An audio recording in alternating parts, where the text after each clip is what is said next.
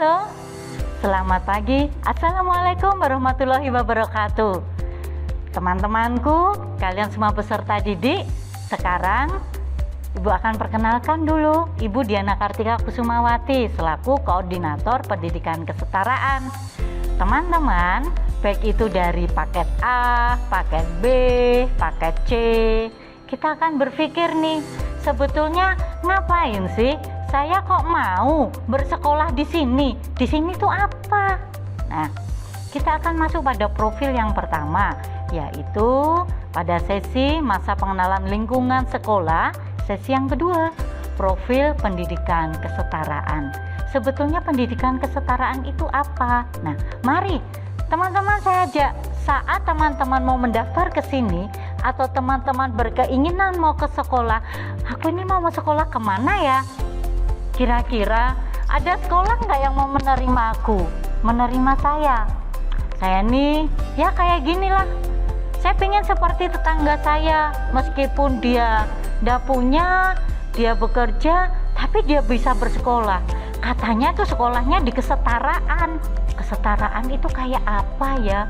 Bangunannya seperti apa? Nah, nanti teman-teman bisa datang itu di Satuan Pendidikan Non-Formal Sanggar Kegiatan Belajar Kota Semarang. Itu dia bangunannya seperti itu.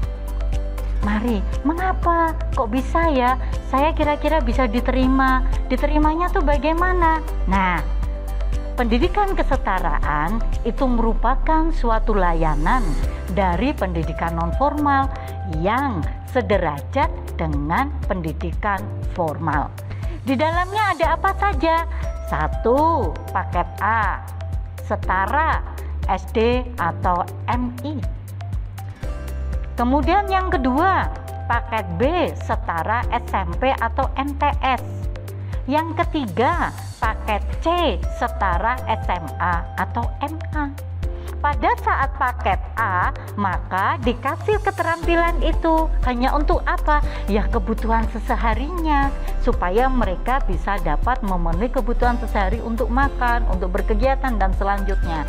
Sekarang paket B, keterampilan yang diberikan untuk apa? Kita fasilitasi untuk tuntutan supaya bisa masuk dalam dunia kerja meskipun dengan tingkatan yang rendah. Sekarang paket C, mereka dikasih apa? Keterampilan, sudah mendapatkan keterampilan di paket B, kita kasih jiwa berwirausaha sehingga apa? Menumbuhkan mental jiwa berwirausaha. Dapat semuanya. Silakan teman-teman bisa perhatikan itu di layar. Dan sebetulnya untuk siapa toh? Tadi katakan apa ya bisa diterima di paket A, B atau C. Untuk siapa sih paket itu? Nah, mereka dilihat itu ada keterbatasan akses. Akses apa? Sosial, geografis. Geografis itu maksudnya apa? Di tempat terpencil ya. Tempat terpencil, nggak ada listrik, nggak ada transportasi, karena faktor psikologis. Psikologis itu contohnya apa? Tidak bisa diterima oleh teman-temannya, dibully oleh seseorang atau yang lain, tidak bisa diterima suatu lingkungan di dalam masyarakat, budaya masyarakat di situ, ataupun secara psikologis dia karena ada hal-hal yang masuk di dalam inklusi. Atau pengaruh budaya, satu budaya masyarakat tidak boleh keluar daripada suatu daerah. Makanya pendidikan kesetaraan masuk di situ. Oh, dia masuk di paket A, paket B atau paket C. Karena faktor sosial, mungkin dia terjerat akan kriminalitas, maka kita juga menangani di lapas, baik perempuan maupun lapas yang laki-laki. Faktor ekonomi. Nah, sehingga pendidikan kesetaraan yang di dalam program paket A, paket B atau paket C dikatakan sebagai pendidikan pengganti, penambah, pelengkap. Oleh karena itu secara keseluruhan pendidikan kesetaraan dikatakan sebagai pendidikan alternatif. Teman-teman, kita punya visi nih pendidikan kesetaraan yang ada di SPNF SKB Kota Semarang. Mari perhatikan, bagus sekali visi kita. Mencetak generasi cerdas, terampil, mandiri dan berakhlak mulia. Jadi sudah komplit ya.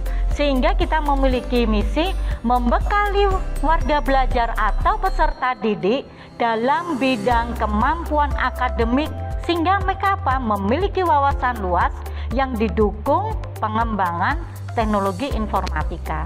Kedua, membekali warga belajar atau peserta didik belajar di dalam pendidikan vokasi. Apa itu pendidikan vokasi?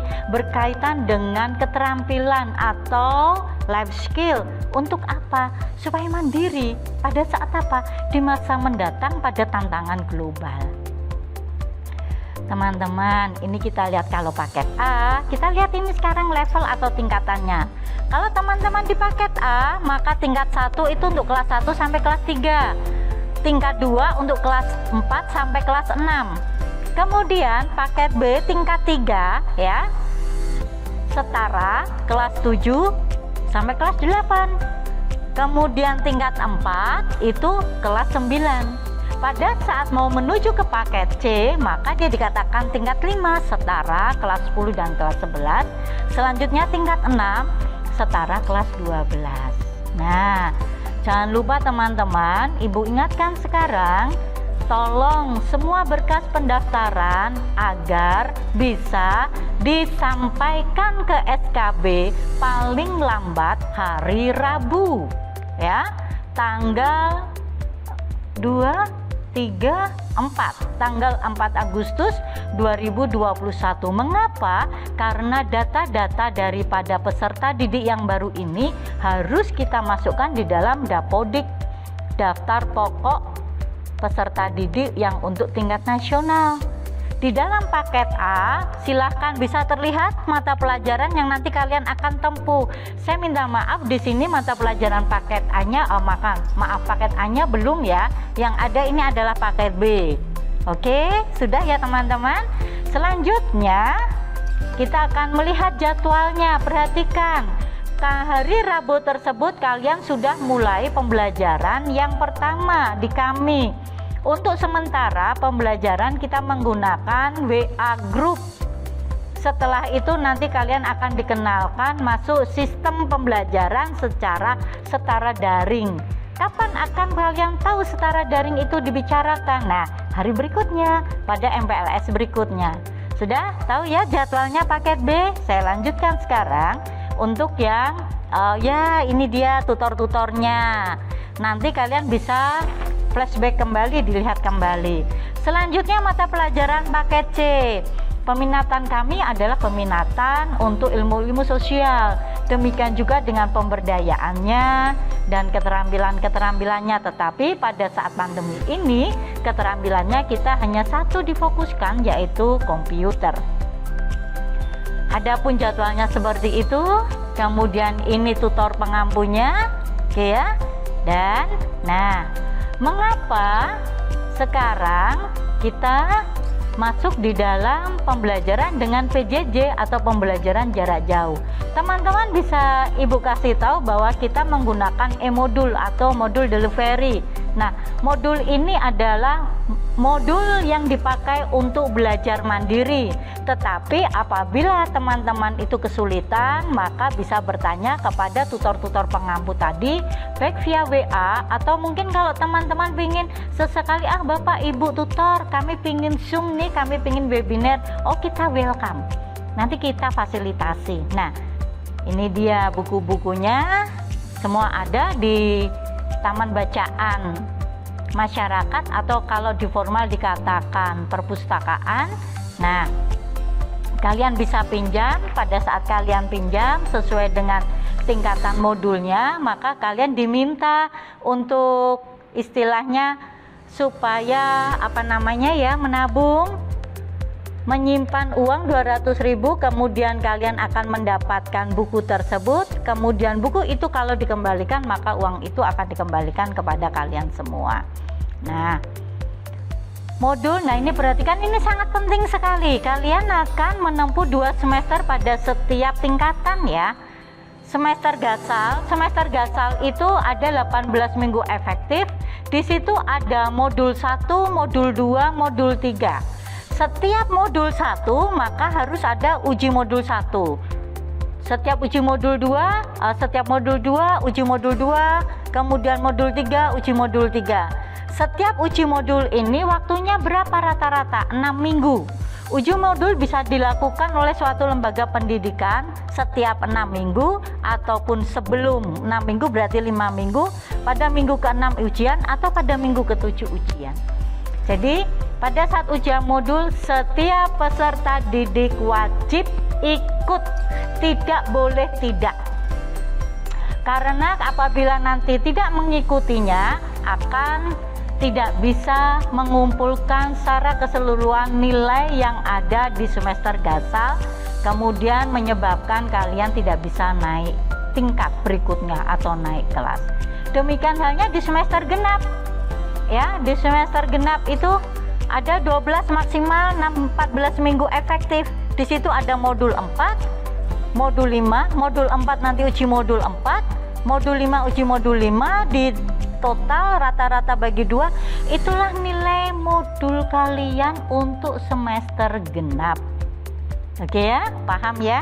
Nah, ini ada beberapa tutor mata pelajaran, di situ ada Bu Siti, dan selanjutnya bisa kalian lihat ada Bu Siti, ada Pak Bas, ada Bu Diana, ada Pak Hardianto. Saya minta maaf, ini Pak Supardi sudah pensiun ya. Kemudian ada Bu Ari, ada Bu Darmi, Bu Itang, Bu Umi, Bu Maria, Bu Suhartini, Pak Rukan, Bu Endang Widya Stuti, ada Bu Wahyu, ada Bu Christine, ada Bu Leli, dan saya minta maaf ya teman-teman yang baru, Bapak Anas, Ibu Anis, Pak Tijum, itu belum sempat masuk di sini. Nanti kalian bisa berkenalan. Fasilitas kami bisa kalian lihat seperti itu teman-teman. Ya, ini hasil dari kakak-kakak kelas kalian. Jangan salah, kita juga punya kegiatan pramuka itu sebelum pandemi, tapi sekarang saat pandemi kita off dulu, makanya kita menggunakan daring ya, pembelajaran jarak jauh yang tadi saya katakan. Ini prestasi-prestasi pada saat di pendidikan kesetaraan bisa dilihat. Saya berharap nanti bersama dengan kalian bisa menambah prestasi dari pendidikan kesetaraan SPNF SKB Kota Semarang. Ini adalah prestasi yang terakhir, setelah itu terjadi pandemi teman-teman, berarti ini di tahun 2019. Ada testimoni, ini adalah salah satu kakak kelas kalian yang namanya Mas Faisal. Dia mengatakan bahwa pendidikan memang bukan penentu sebuah kesuksesan, namun ketahuilah bahwa pendidikan adalah sarana menuju kesuksesan. Alhamdulillah nih, berkat bersekolah di SKB Kota Semarang, saya berhasil diterima di universitas ternama dan dapat bersaing di dunia kerja. SKB dia punya moto nih, icon SKB bisa. Bagaimana teman-teman? SKB pasti bisa. Oleh karena itu ini juga dari Mas Didi Hardianto, pentingnya ijazah untuk menuju kesuksesan. Tapi kalau suatu ketika kalian di SKB hanya penting akan suatu ijazah, maka itu salah. Mari mulai menggali apa yang ada di SKB. Pakailah SKB sebagai pelengkap, penambah, pengganti, dan pendidikan alternatif untuk kehidupan kalian di masa mendatang. Oleh karena itu, mari bergabung bersama Pendidikan Kesetaraan SPNF SKB Kota Semarang mempersiapkan insan nan madani. Terima kasih. Akhir kata, wassalamualaikum warahmatullahi wabarakatuh. Teman-teman, jangan lupa ya, subscribe dan like. Oke, bye-bye.